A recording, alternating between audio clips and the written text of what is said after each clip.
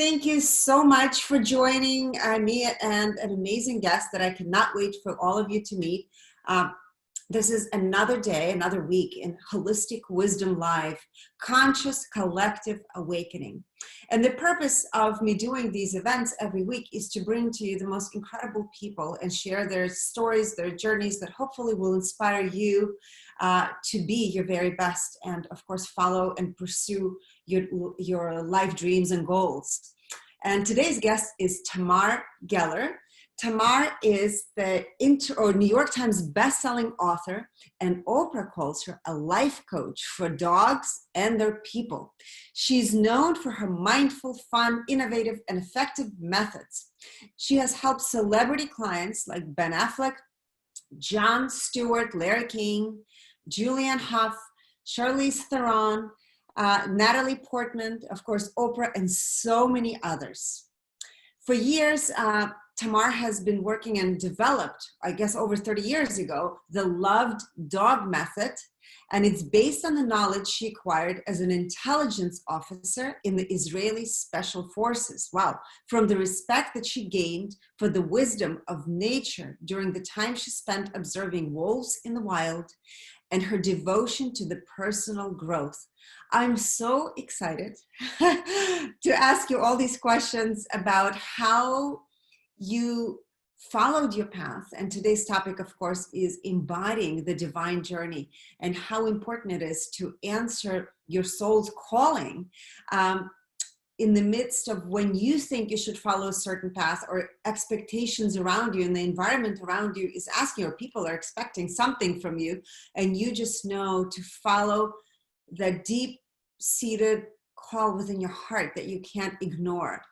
And I think now, especially more than ever, we're given this opportunity in 2020 to, whether people lose their jobs or they're just at home reevaluating their life, to really go deep within and ask themselves the questions: are you truly happy with what you do? And if not, is there something that inspires you to pursue that dream? So without further ado, I would love for everyone to meet you. Tamar, please take over and share, how is it that you went from the intelligence officer in the Israeli Army or Special Forces into doing what it is that you do today? Hi, Elena. It's really, I'm so happy to be here. I love your work. I love everything that you're about. And I'm very, very excited to be here and to share my journey. And hopefully it can help somebody else, because, you know, we all here, you got to follow your dream. You got to follow your passion. And I had a different passion. My dogs was not my passion. You know, it really wasn't. So it was kind of like, it's looking back now over the decades, it's interesting to see how the universe guides each one of us in a different way. So let's just start with, I did not have a good childhood. My parents did not like me, and to say the least, and it was really traumatic experience in my childhood of survival. And I came from a wealthy family, respected family. It was not, we did not have alcohol or any of that in the family. And yet they just didn't like me for different reasons. What I wanted to do when I finished becoming an intelligence officer with the Israeli Special Forces, which, by the way, my focus there was, I was really good at identifying behaviors in people. So what I thought I would go and do after I finished my service was to go and become a psychologist who specialized in the next generation of Holocaust survivors, because my mom was the next generation of a Holocaust survivor. And I really wanted to understand why she didn't like me. Mm. That was what I thought my passion was about, because I thought there are many people like me. And you learn about people who survived trauma, like the people who've been in the Holocaust, that they often handled it better than their children and then the grandchildren. Mm. Like the trauma cascades from this. So that's what I thought I wanted to do. And I was a dog liker. I was not a dog lover. I did not have to stop every dog and kiss them or anything. I just liked them. But when I in between going to university to learn to become a psychologist and the military, I really needed to take time off and reconnect with God. And I do not find God in a synagogue or in a church or in a building of sorts. I find God in nature. And I really find God where there are not many people. So for me, it was always the Israeli desert, which is full of life, but you don't see it. It's not displaying itself. You know, you have to go and dig and kind of like invest in finding the beauty and the magic of that. And to me, that is God. So I went down to the desert to help with a behavioral research of birds, social birds. And when I was there, somebody was doing behavior research on wolves. And since he knew that I knew already how to take notes and everything, he said, hey, would you mind going and observing and taking notes, which I had nothing else to do. So of course I did it. And that's when the divine intervention happened, which changed my life course. I had a dream. And in that dream, it said, a voice in Hebrew said, you need to work with dogs. And it was like, I like dogs. I like food. Doesn't mean I'm going to open a restaurant. You know, just kind of, I like a lot of things. I mean, I like laying in sun tanning on the beach. Doesn't mean I'm going to become a lifeguard. I mean, I like dogs. But that's when it was kind of like very Harry Potter-like, where, the moment I set foot on that train, it took me into different directions. I did not plan on that. My plan was all along to become a therapist. So yes, I am a therapist right now without the degrees, and I think without learning a lot of stuff that I would need to forget by now, and to come from my heart and to be guided by a bigger wisdom than what they could have taught me back then in university. So I'm very grateful for that. But it's really interesting how it was not something that I knew, because I think a lot of people, when you tell them follow your divine guidance, a lot of people say, I don't know what it is. I just don't know what it is. There are a lot of things that I'm passionate about. And then the second hurdle that I feel people may experience is, well, but that is not important enough. That is not important enough. This is not like a real job. Like I had a girlfriend who, when we sat and we talked, I said, what is the one thing you love to do more than anything? And she goes, I love shopping. And she was embarrassed to say it, I love shopping. Like that cannot be a job. And I said, of course that can be a job. Of course that can be a job. But that was before social media and everything. Now, of course, we know shopping and everything, you can become an influencer. Anything can become a job if you know what it is that you like.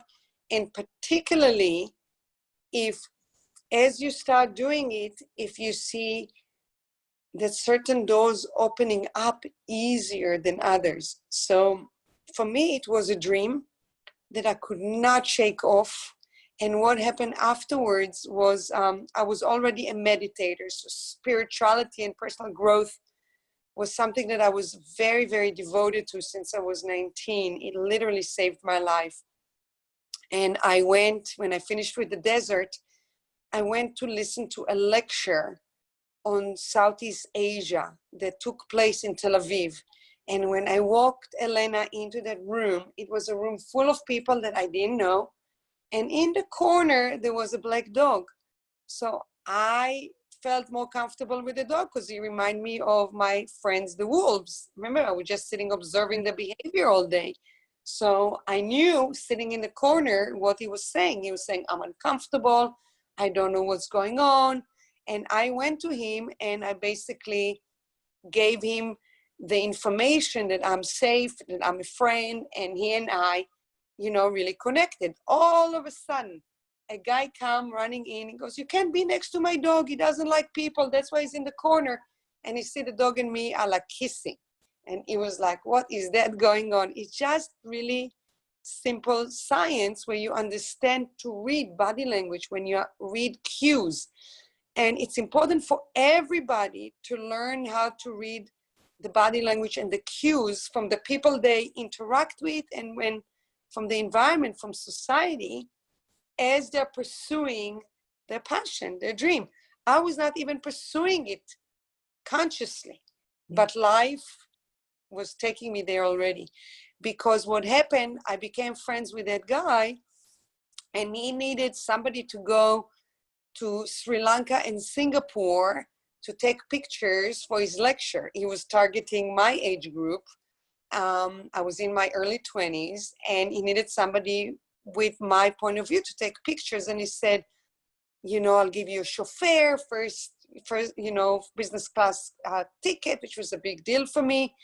And I said, but I can't. I have the dream. They tell me I need to work with dogs. And since I'm not gonna be able to learn how to train dogs or whatever in Israel, let me go. I want to go to United States and take a course, maybe like seeing eye dogs or something.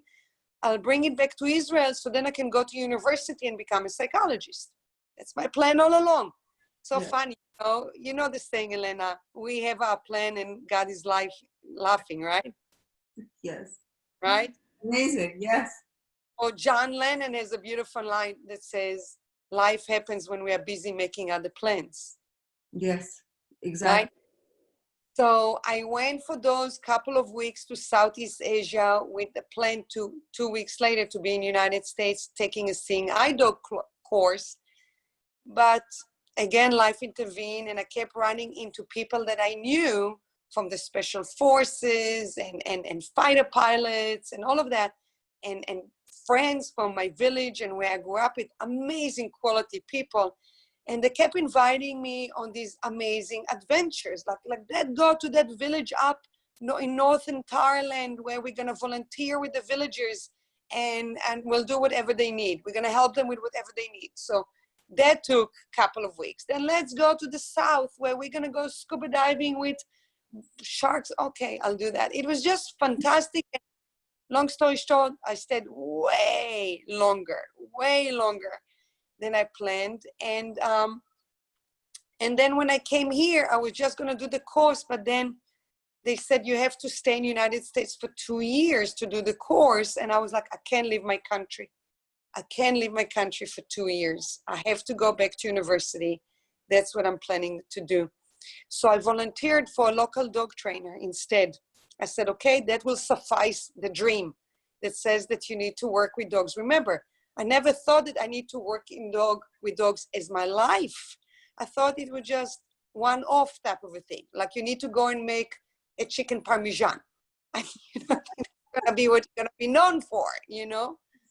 So I volunteered for the dog trainer, and he got a call shortly after I got there from a guy who had a Cocker Spaniel who was stealing socks. And the guy already been through a bunch of dog trainers, and he called to the trainer that I was volunteering with. And he goes, the guy tells me, you go. He's not listening to anybody, the client, you go. And I said, but I'm not a dog trainer. I'm not a dog trainer. I never trained a dog in my life. And he goes, you go. So I went. I went, and so that's another lesson is don't resist always. Don't always go with logic. Sometimes is just to trust, to think what worse that could happen. It's scary to go into a situation where you're feeling completely out of control, but sometimes that's what it takes.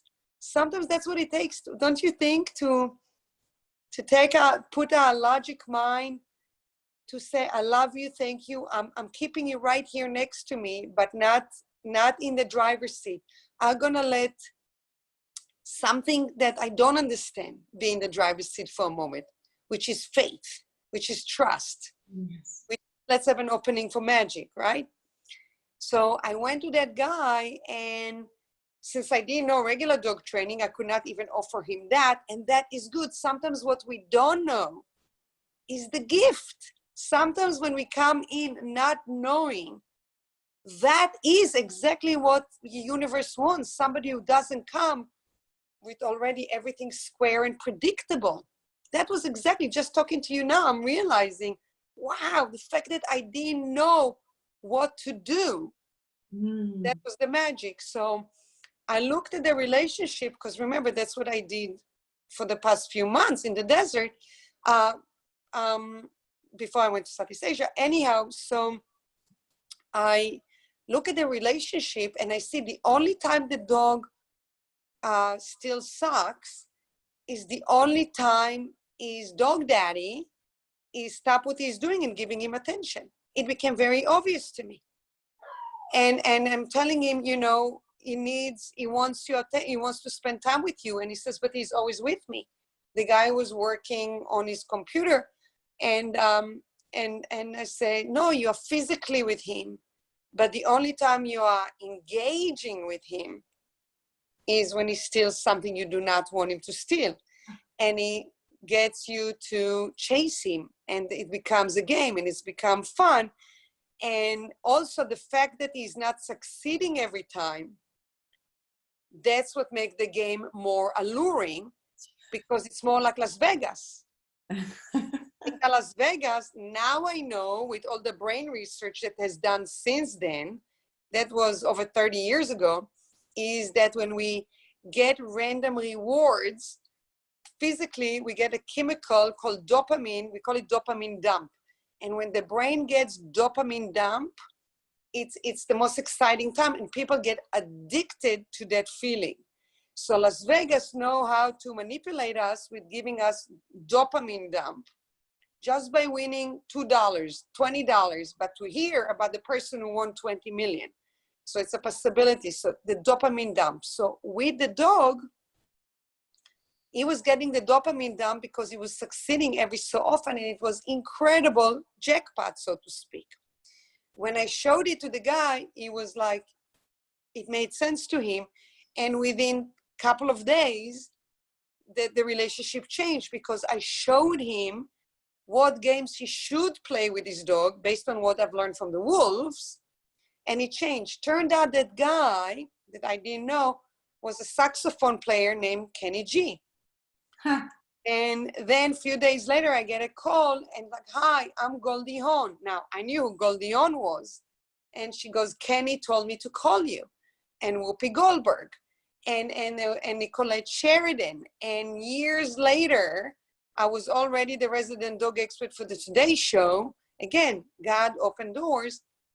Nicolette calls me with this was like a third dog that I work with. And she goes, Tamar, I'm on the set of Desperate Housewife. OPRAH is here. She sees my 3-month-old golden retriever, Oliver. She wants to meet you. Would you come? Of course, I went to the set, met OPRAH, and OPRAH changed my life. But my life was already on the trajectory. Simon & Schuster was already calling me saying, hey, would you write a book? So what I'm saying is, all along, I was being guided in the most beautiful way possible. And I didn't even know. I wasn't even aware. And I don't think that I'm alone in that. Yes. I think a lot of us are having more gifts and guidance in our life. And we are so consumed by the day-to-day that sometimes we don't stop, like you said, you know, step back and look at like, okay, what is it that I really want to do? What is it really that's gonna make my life feel the most meaningful? You know, and I'm sharing my story because it truly was done for me by the grace of God. And I'm not the only one. I know I'm not the only one.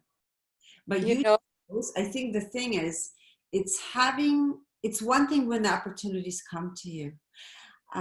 Another thing is when you also co-create with the divine that is giving you this opportunity versus reject. I know for me, I was rejecting it for a while. Really? Because I had a lot of conditioning. You know, I went to pharmacy school, I had my children, I had 4 children at that time. And I remember I had this deep call, big awakening that happened actually at a medical conference of all the places.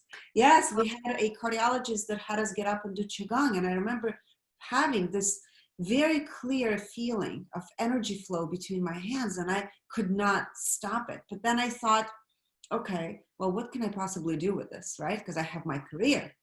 Yeah. And when I made the choice, it was a lot of, I think it takes courage to make that choice, especially for people perhaps that have already lives, you know, that are revolving around families, right? Like dropping that is a big deal. And it does take courage, I think, to acknowledge that there is something bigger than yourself that is inviting you to play. That's number one. And I remember also having the resistance from my family, my parents, who, you know, I grew up in the former Soviet Union. You had, you know, having your own business is not something that is common, right? So it was always very rigid, and my training was very rigid in pharmacy school. So having to leave that and going, and it's literally jumping into unknown, which is scary for a lot of security, survival, literally is so important in the Soviet Union and in Israel. Yes. So and I think for everybody, but for you especially. Yes. So dropping that, and this was already happening in the United States because I lived here at that time, but still, I think that is the biggest key, is what you said, is having the divine that is opening these doors for you, but having the courage to say yes to yourself, because it is so powerful and it is so big. And yes, there's so much uncertainty, but we're so conditioned to be fearful of uncertainty. And I love when you said that it's really about embracing that, right? And it will guide you. It really, really, really is. It really is about embracing uncertainty and constantly going and doing things that are out of our normal situation. I think we all get stuck when we get in the rut of, this is the couple of restaurants we go to, this is a couple of friends that we see. I'm guilty of that too. I mean, my natural thing is not to be an explorer. My natural thing is homebody with my 2.5 friends, I don't like to be out there, you know, exposed. I don't. So I constantly have to catch myself that I want to stay small, and to go to a party I don't want to go to an event I don't want to go to, you know, to do all these things that I'm not comfortable doing those interviews. I'm really not. I'm terrible with, you know, but I do them because I never know and what magic gonna happen for me or for somebody else. And I believe we're all in this together. So if I'm loosening the tight hold of safety and certainty and security, then if we're all in this together, then I'm doing it also for somebody else. So, and that's when the magic happens, when I think we go into not knowing, you know, even seriously, as simple as going and, you know, going online, meeting people online, going to all these things that are happening now online where people meet each other and they share ideas. I think there's so many possibilities right now because everybody now has lost their foundation the way they knew it. Yes, it's so true about online and being out of the comfort zone. You know, I met Alejandro, my love, online. No. How?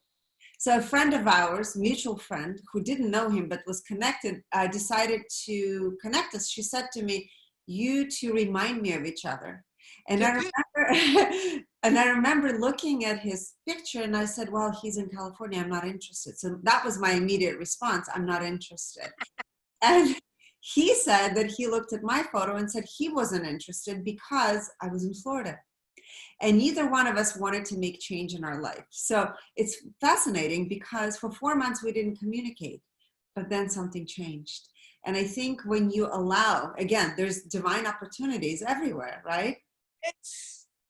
And our natural state of being is rejecting because we don't know the outcome. I think it has to do with wanting to control, right? Wanting to control everything, including the outcome. And as we know, there is no such thing. So, and I would say surrender, probably, right, is the best way to to explain, or perhaps to help people, guide them into allowing themselves to unfold into their divine, whatever it might be. Because when So you how stop meeting each other? how today's interview is about you. Next time I'll let you know. But we ended up meeting, and it was really, really quick. Actually, I was in California for a show, and we ended up not. I canceled our meeting that day. Oh my God. Oh my God. Oh my God. I'll share that with you anyway. But you see, it's also when the calling is big enough, Yes. it's going to happen despite us. Isn't it funny? Yes. And I was rejecting it a couple of times and canceled it a few times, but it was meant to be. And that's the beauty of That it. is incredible. And that is kind of like, I think what people, it's going to be good for people to hear is that if you are meant to do something, it will happen. But on our end, to try to lower our resistance. Yes. So faster with less pain. So what would you say for those people right now? There's, as we know, there's millions of people unemployed, at least in the United States. I think the last Yeah. statistics is 45 million. Around the world, so many people are sitting at home, or perhaps they have jobs and they're just not looking forward to doing that job anymore. What would you say is the best advice at the moment for people who are sitting and are uncertain as far as where to go next? And Well, I think it's like, sometimes things needs to happen in steps, where we have to do what it takes to take care of our rent and food and family and everything. That's the first and most important thing. We have to be responsible adults. But then to go, and there's so much available courses online of how to find what it is that you are good at, and then there are other courses at how to turn that into a business. I mean, I know I just saw today that Tony Robbins is offering something like 7-day free challenge. Tony Robbins is my friend and my client. He sent his dog from Florida to California to work with me.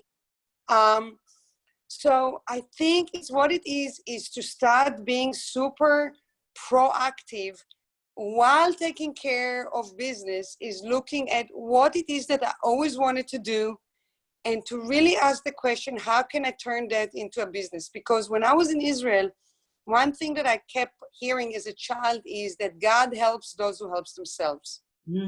Yes. Right? Yes. We cannot sit at home and think God would provide. We need to be involved. We have to be a part of the equation. Even if we are scared, even if we feel we're not as good as the others, because we always compare ourselves to others, which is the worst things anybody can do, because there's always going to be somebody who is better than us, smarter than us, prettier than us, younger than us, older than us, whatever is the mind tells us that we are not enough. We all have, that is the biggest curse, that if anytime you think, oh, I cannot do it because, and then your mind tell you why, catch it. Oh, I'm not enough nonsense mantra. Oh, I think I'm not enough. Still do what you need to do to make a living, and go and pursue what it is that your heart is calling you to do. The key is, what is courage? Courage is to hear the voices that says, or society that says, or your family that says, you are not enough. You do not have what it takes. To hear it and to say bye-bye. Because if it was about qualification, if it was about degrees, we would not have Steve Jobs starting Apple. We would not have Bill Gates. We would not have, honestly, Tony Robbins again, who just finished high school. I mean, all of these people just went to high school. They never finished college. And yet they built those huge companies that really impacts people's life. So I think that it's kind of like, I would just watch an interview with Elon Musk. Elon Musk, who sent people into space. And they interviewed him for 60 minutes, and they talked to him about how does he feel that the astronauts, Armstrong and another guy, said that he should not be doing it. He should not be sending people into space because he has no qualification. That only is NASA. Only NASA can do it. And when 60 Minutes asked Elon Musk, How did he feel about it? Neil Armstrong, his hero, said that he should not be doing that. You saw Elon Musk crying. He was tearing up, and he was like, he said, I'm heartbroken. I'm heartbroken that my hero, because of what he did, I'm doing what I'm doing, told me not to do it. And obviously we all know he just sent people into space last week successfully.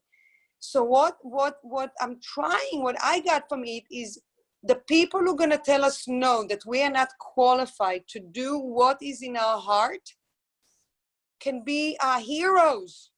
Can we still have faith if we have the fire burning to think, yes, I am enough, but not I am enough from an egotistical place. I am enough because I'm going to work harder than anyone. I'm going to find a way to make it financially work. I'm going to do whatever it takes. That's why I'm enough. I'm resilient. I'm resourceful. I will find a way. I have somebody from some country that I never even heard the name texting me all the time, Tamar, I want to do your videos. I want to do your videos. Please let me do your videos for free, and if you like it, then you can hire me. And then if you don't mind just sharing it and give me credit, that I can use you as a reference. He is nagging me, and I respect that. I respect because he wants to offer me value. So be resourceful, find ways to add values to somebody who can help you along the way. Add value to enough people, somebody would want to help you along the way. Do you know what I mean? It's not like I am enough, let me sit here on my throne and somebody gonna come to me. No, I am enough, let me go and hustle. Let me go and make it happen. And then if the universe is in alignment, because you are contributing, because you are making a difference, then it's going to be the magic. Again, I love Harry Potter books. I love Harry Potter books because there is so much magic that I can relate to, not just in my life, but I see magic happens all the time. Yes. I wanted to touch on this not enoughness because, I was also part of that not enoughness club for many, many years. And I remember. I still am. I just catch it. And wanting to be very small, wanting to be invisible. And that is such a challenge. And I think, especially for people who are introverts, right, who enjoy being in their seclusion and creating and helping, but behind the scenes, it's a challenge to make yourself visible, to step up and to say, okay, I'm ready to share my message. It took me many, many years to say, okay, I'm ready. And you know why I made a decision also to say I'm ready? Because I saw all these other people who didn't have the background sharing it. And I thought, wow, they don't have the education and the background and they're doing it. Why am I sitting back and being fearful of not being enough? And that actually fueled my fire even more to say, well, I'm here to share my message and it's powerful as well. And the thing for people, I think, to remember, it's not a competition because every single one of us has something unique to contribute to society. And comparison kills, I think, the uniqueness in all of us. So it's important to remember not to compare yourself, but remember to stay in your own divine message of whatever that is, or your own unique gift. So yes. You know what, for me, I look like an extrovert, but I'm not. I'm really an introvert. I'm very, very uncomfortable. That's what people tell me, you need to be more out there, and I'm constantly resisting it. That's hence the videos that I'm not doing. But never done a live thing. I really am an introvert. And, but one of the things that makes me go out and do things is when I get, when it breaks my heart, when I see people who do not know what they're doing in my field, in the field of working with dogs, give an advice that is wrong, give an advice that is abusive, give an advice, for example, when a dog is aggressive, the advice that most people give is your dog is aggressive because your dog is dominant. When in fact, 99% of all aggression is fear-based. So when somebody feels threatened, the brain, the sympathetic nervous system, has only 3 options. It's biology: to freeze, hopefully the threat gonna walk by us, not gonna hurt us; to flight, to run away; or to fight. So when people are calling me and they said I was walking my dog on a leash and he saw another dog and they act aggressively, and the advice that they get: your dog is trying to dominate you and trying to dominate the other dog, be dominant, tell your dog no, put them down, blah, blah, blah, blah. I'm like, oh my Lord, oh my Lord. The dog is already Traumatized. completely, the nervous system is already feeling, I'm gonna die, I'm gonna die, I'm gonna die. What he needs, if it was a child who was feeling that, would you scream at the dog, at the kid? Would you punish the kid? Would you physically hurt them with chains around the neck? You would never do that. Never, ever do it. Never do it.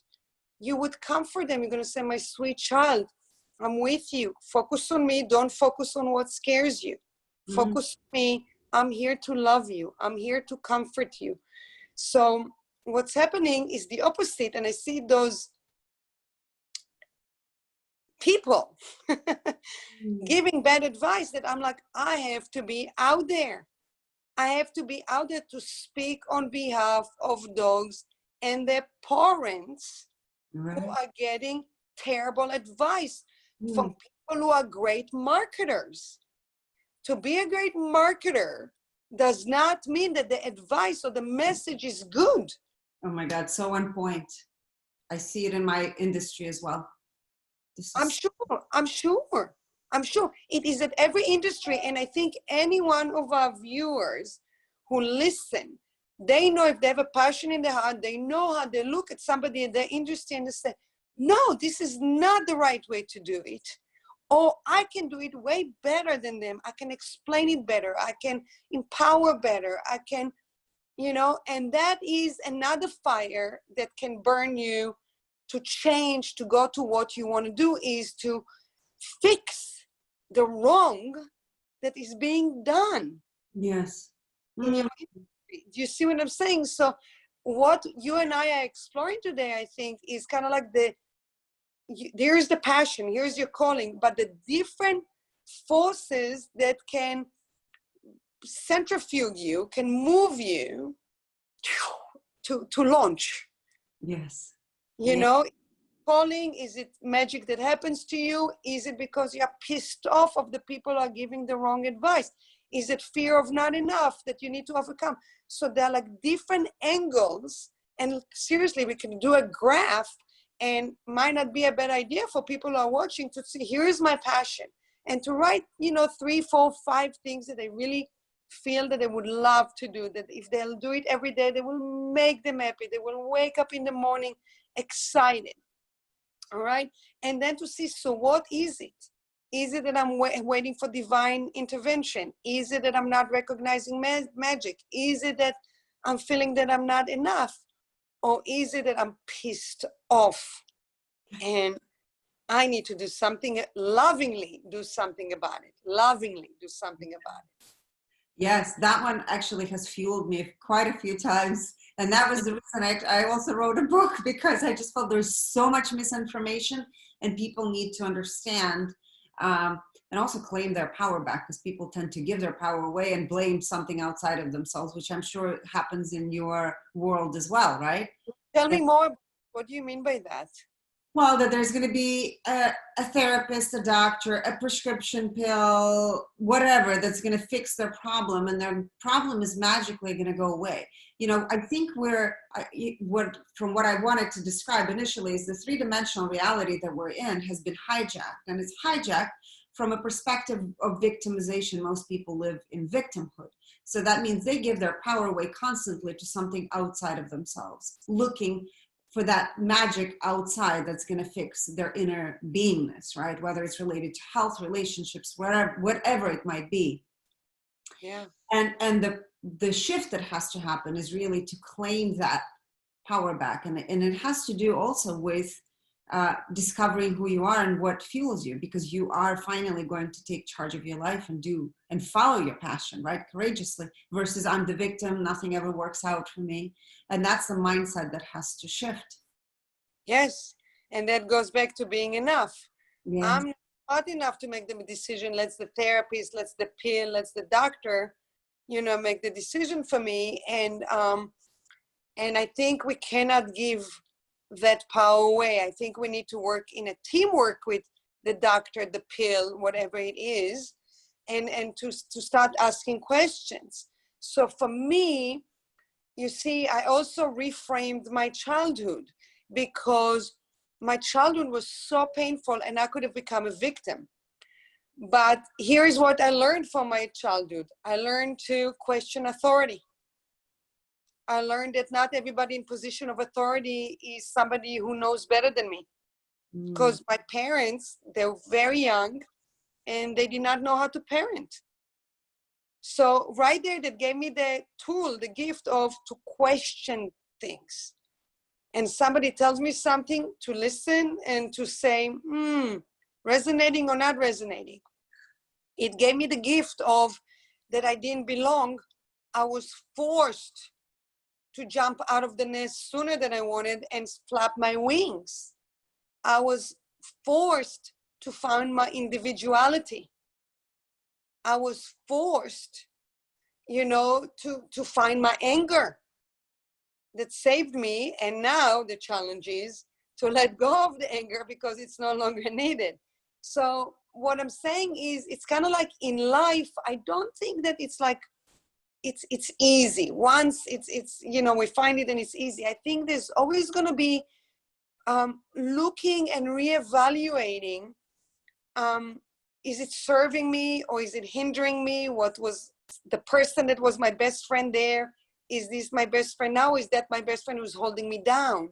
And I need to move the friendship to an outer circle, not to be so much in the inner circle anymore. Or the anger that fueled me in childhood is now hindering me.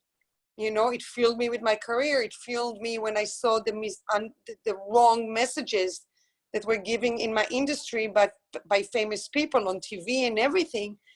But to let go of that. So it's the challenge of constantly, I think the human experience is a tough experience. I really don't think it's an easy walk in the park when we when we win the race of all the other sperm that made it into the egg. Right. We are winners, yay! But it's then the journey begins. You see Hollywood movies, when the winner of the race will made it into the egg and will create the embryo, that's when the Hollywood movie ends. Yeah, the victory. But we all know this is just the beginning. So anytime we find our passion, anytime we find our calling, it's a whole new journey now. It's kind of like we close the journal, we start a new one. The next step of the journey. Yes. And it's not going to be easy. No, what I was thinking is how, because I've looked at consciousness of so many things, and this is what the question that I'll ask you in a minute.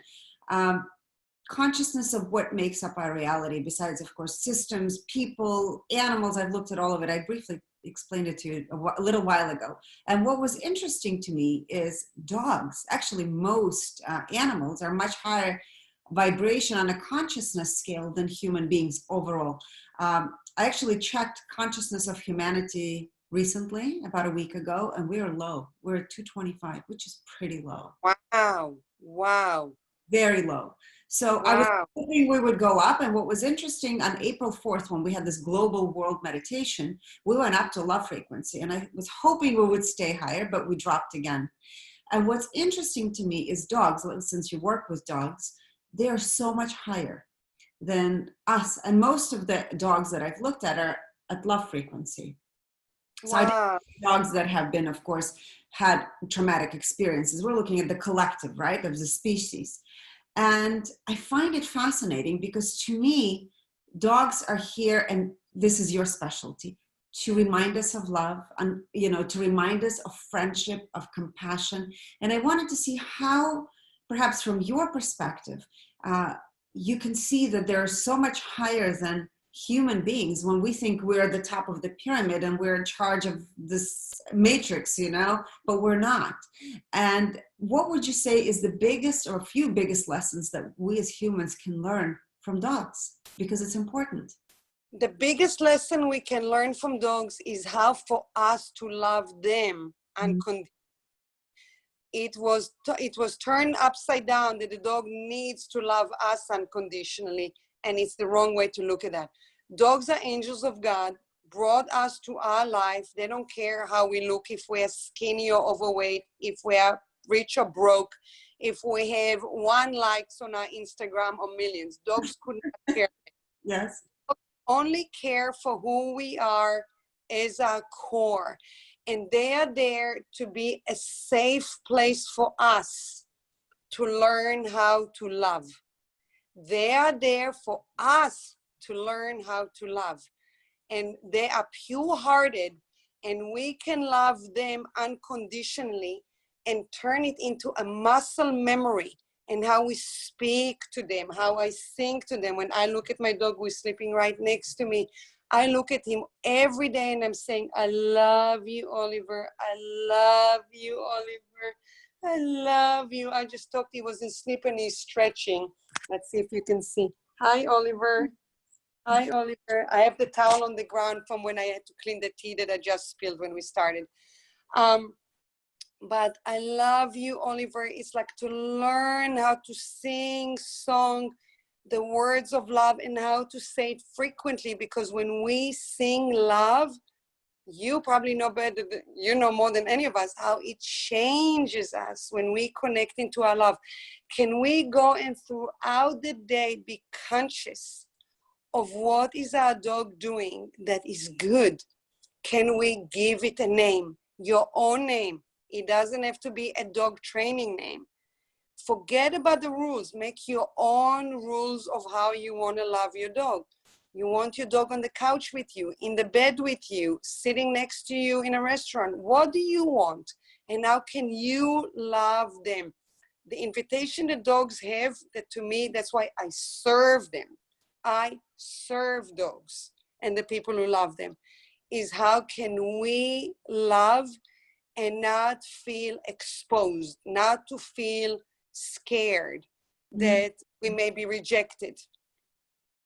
You know, and if you call your dog in the dog park and they're not coming back to you, do not feel rejected, because that is, the dog is giving you an honest answer. You, mommy, do not know that when you call me, I don't want to come, not because I don't love you, but because when I come, you put me on a leash and you take me back home, and I want to stay here to play with the park. So it's not that I don't love you. Do not be embarrassed. Think about other ways to teach me that when I'm coming to you, my fun with my friends in the dog park is not going to end. So don't take it all rejection. It's a message. There are teachers. That's because right. If we're doing it to dog and you're calling your dog in a dog park and the dog looking at you as if they have a cell phone and they push ignore, then somebody else maybe you're calling and they push ignore. Look at from your dog and say, people push ignore when I'm calling them more than I would want to? What can I do to change that? So the dogs are our teachers, even when they're quote unquote misbehaving. That's right. That's right. You know, I was thinking, what is it that animals in general teach us, right?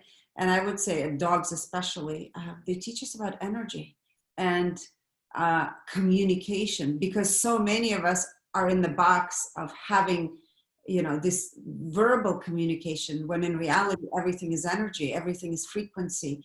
And they're teaching us a much more powerful way of communicating. And also, in a way, it's our intuition, helping us tap into our intuition, right? And in our innate abilities, I think, that have been shut off by the society because we're taught to think linear, but that's not how reality is. Yeah, dogs are heart-centered, where I think we go through the world brain-centered. Yes. And I really think that's why let's not make dogs obedient trained. because we're taking their heart and making that, we're losing that heart. We're losing what the gift is from. It's like taking a diamond and painting it with black. I mean, the whole point of a diamond is to shine bright. Don't take a dog and do obedient, crush their soul. That is, you're missing the point of having a dog, is to help your vibrationally connect with them on their heart level. That's why I believe we have dogs in our life. And I'm here to help that. When people come and work with me, it's about, let's look what your dog needs. Let's see how you can learn to read your dog and help your dog meet their needs. Because once you're doing it with your dog, who is the other, then you're going to do it with anybody else in your life who is the other. You're not going to be successful with everybody, but you're going to be better in trying to connect versus to control the other. And that's, in a way, for those people that are at home and actually have their dogs, it's also an opportunity to help them tap into that love center intuition. And the dogs, I would say, probably can help support whatever the desire, right, of your love, your passion might be. It doesn't mean that they have to be dog trainers. I'm just saying in general, because they're giving us that container of love. Yes. For us to explore, right? 100%. 100%. If you went on a new venture and you failed, as most people fail when they start, go home to your dog. Your dog doesn't know you failed. Your dog thinks you're awesome. By the way, what is failure is not a failure. It's a learning experience on your way. Yes. So please let people know how they can find you, how they can contact you, and then where you have several books that you've published and where they can find those books as well. Yeah. So my company is called The Loved Dog, not the love dog, but The Loved Dog. It's how the dog is being loved. So my website is theloveddog.com, on Instagram, The Loved Dog, Twitter, Facebook, all The Loved Dog.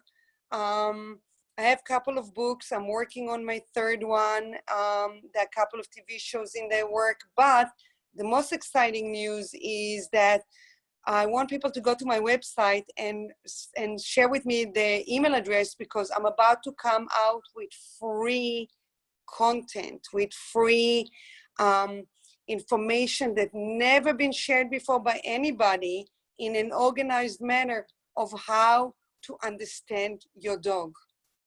So if they're gonna share the email, we will send them the moment it's gonna be available. We're filming, editing, changing, because I really want to make it amazing for people. So it's taking longer than I want to, because it's just not good enough for me.